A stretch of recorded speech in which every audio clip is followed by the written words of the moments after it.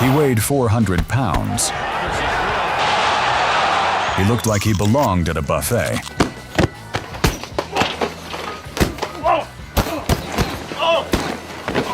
Not a boxing ring. He is Butterbean. He made grown men forget where they were.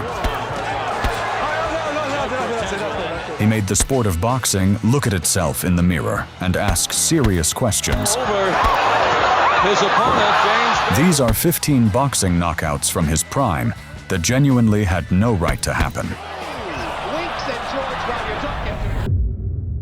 Billy Eaton entered as a massive underdog. Billy Eaton. But stunned the world by dropping the champion with his very first punch. Billy Eaton. Here's Butterbean with his first punch of the fight. The crowd hadn't even settled into their seats, and Butterbean was already staring at the ceiling. He got up, shook it off, and came back with the kind of energy that only a humiliated man in front of a live audience can produce. There weighs over 300 pounds and is the perfect preparation for this. Poorly conditioned that they were totally exhausted by this. Eaton takes a body shot and another as though he's wilted yet. When Mitchell Rose beat Butterbean and Butterbean the Bean. Butterbean quickly overwhelmed Eaton with heavy power shots to secure the knockout and retain his title. Don't be holding. Boy, when Butterbean hit this fella, he withers. So to the Bean grinning now as he looks for an opportunity to set the man up. Straight right hand he had.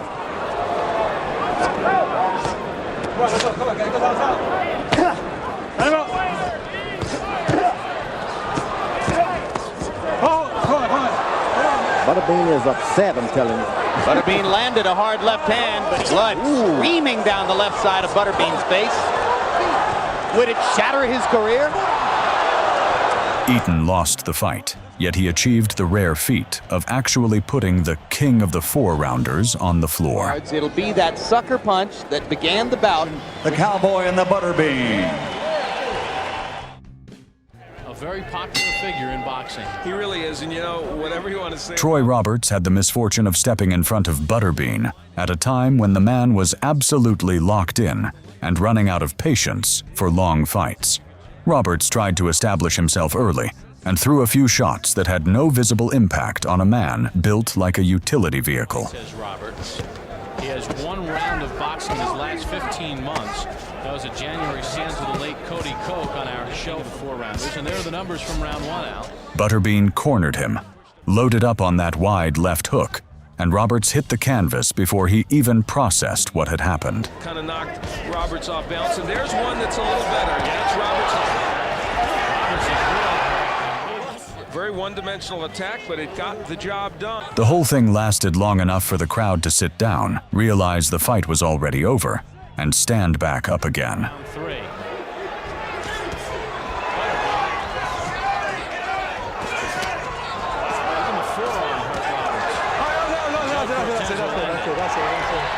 Butterbean turns it on. Kenny Craven had experience, training, and a game plan that made perfect sense against anyone other than this specific opponent. Nice, ring the bell, start the fight. Ken Craven. He tried to stay disciplined and work behind the jab, which is textbook boxing strategy and completely useless here. Well, Craven said, I've got to keep Butterbean from being able to come at me straight rather easily in New York. Box. One thing you don't want to do is get into a slugging match with Able to get his feet set. Hard right hand by we can beat you to the shot. Butterbean throws hooks from angles that conventional head movement simply was not designed to handle. One of those hooks found a home on Craven's jaw, and his legs immediately stopped cooperating. Big shots, and here comes the inevitable. His rib cage, Nady says not behind the ribs. Oh, he goes to the side with a good left hook, Butterbean does. His technique is really improving on that left hook to the body. There. That should produce more of this. Oh, but you got to Craven wobbling as he tries to get away. Craven's legs weakening. Butterbean applying the damage. Gotta work. Back in Ellisville, Mississippi, King Craven's friends Emily are saying, stop it.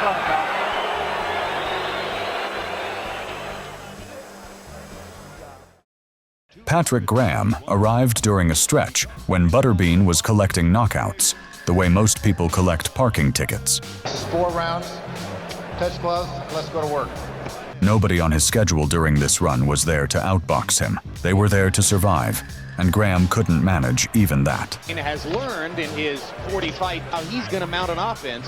If he gets to the 10 rounders, he might have to give up his big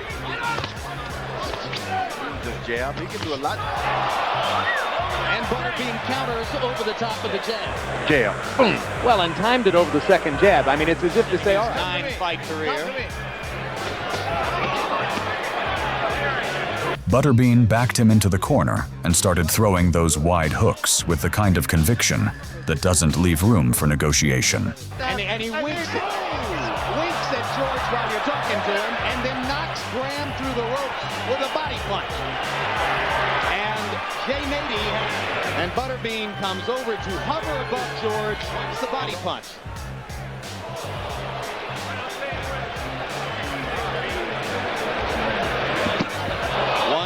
Left hook to the top, right crushing to the body.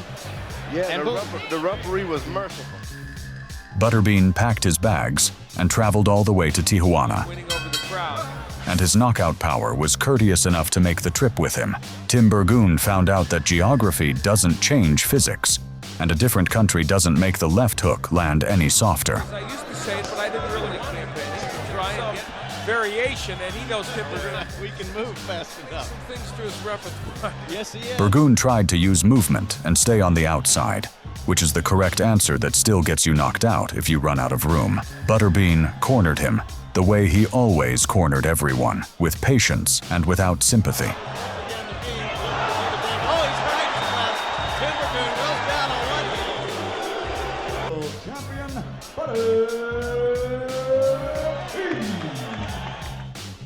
Ed White was the man standing between Butterbean and that freshly minted championship, and White likely didn't realize he was fighting for a belt that hadn't existed 6 months earlier. Boxing's gave him a new life. Peter McNeeley came in famous for one thing, being knocked out by Mike Tyson in 89 seconds. Tyson with a left hook, a right uppercut, down goes McNeeley again! After charging across the ring like he'd been launched from a catapult. By the time he met Butterbean in 1999, McNeeley had a 45-4 record, a complicated personal history, and the misfortune of weighing about 100 pounds less than his opponent. Butterbean needed another knockout, and the matchup was made, which was great news for exactly one of them. He told us, with your medical background, is this too risky? McNeeley bravely tried to outbox him and stay on the outside, which requires keeping distance from a man who fills up the entire ring by himself. A minute in, Butterbean connected with 2 heavy shots, and McNeeley's structural integrity failed him completely. Very much in stride, which makes him... Oh, he missed with the right. Powerful punches by Butterbean, and McNeeley in trouble. Well, Butterbean was in somebody knew something, but a little bit of money went on McNeeley. Oh, a right hand by Butterbean. That knocked McNeeley's head back. Another uppercut. It's all Butterbean. McNeeley ready to go, and that's it. Jay Nady steps in and stops the fight. Official Lamb, would I be overstating the case? Pretty accurate. Well, we didn't get any action. Butterbean arrived at the Mandalay Bay, holding an IBA belt and a 52-1 record, and apparently decided that one championship for a man his size was simply not enough. Linberger held the WAA heavyweight title. The correct strategy has always been to stay away from Butterbean. But staying away from a man who takes up most of the ring is easier said than done. And then ultimately, of course, he's fighting. Take on Butterbean on the floor. I don't think he's with us. That's it. He's out. I have not one punch. Because he told him the clock here. One big left hook, and there it is. Left hook that landed flush on the jaw. Oh, that was a very wicked punch, and he Pat Jackson actually made it out of round 3 standing, which was already an achievement most men on this list couldn't claim. The crowd got so loud that Butterbean didn't hear the bell and kept throwing punches after the round ended. Took to the body, then go upstairs. Now he's uppercutting. The interesting thing, Dave, is he hasn't really hurt Jackson that much with these punches. It's just that Jackson is tired. The most dramatic shots he walked into. Boy, that's combat pain. Referee Terry Wood stepped in to break it up and caught a full overhand, right directly to the face. Wood hit the canvas. Jackson watched the whole thing from 2 feet away, went to his corner, and retired on his stool without saying a word. Kenny Myers came in as a man who had been in professional fights before and presumably thought that experience counted for something against a 400-pound human wrecking ball. In professional boxing in 1994. But regrettably, it didn't. Butterbean was operating at full power during this stretch. He was throwing those signature hooks with the kind of confidence that only comes from having knocked out everyone you've faced so far. How he faces better fighters. Guess what? Kenny Myers is the man fighting him. Yeah, I'll tell you what. Well, guess what? Winning the round. He probably did. And he was able to jam. Myers tried to weather the early storm, but you can't weather a storm when the storm is shaped like a man and throwing punches. Butterbean 11-0. That right hand got there, and Myers looking for... And he paid dearly. It's sort of a mistake.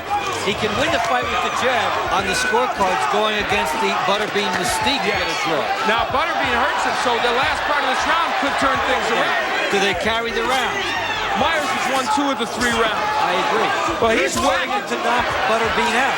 Butterbean chasing him all over the ring. Butterbean walked out with another finish on a growing list that was starting to look like an attendance register for a hospital ward. Butterbean! Wow. No way.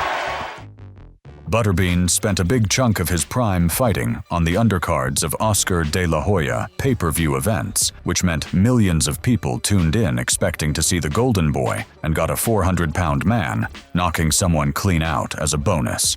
Adam Sutton was the man assigned that role on this particular night, and he handled it about as well as you'd expect.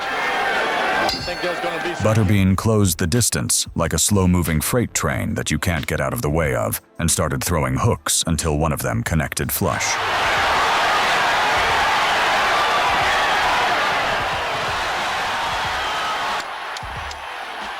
All right, George. He landed 17 out of 26 in round 1, and now here he goes. He's now punching back. You can stop it any time.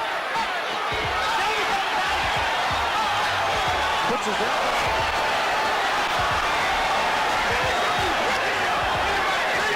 I've been expecting out of the top fighters for years.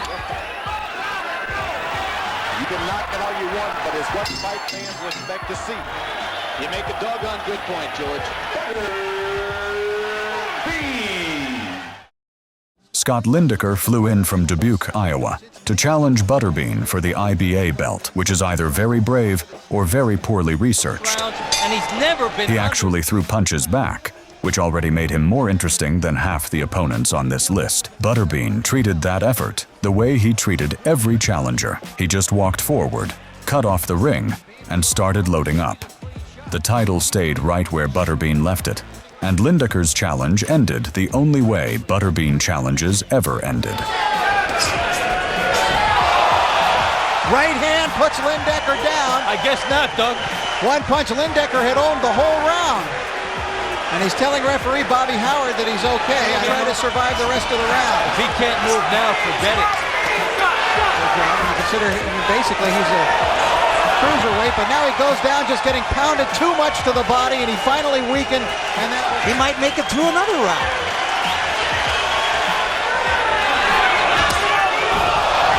Down goes Linberger. Fight is over. At this point. Sometimes the shortest punches are the best. And you can't be any more gangly.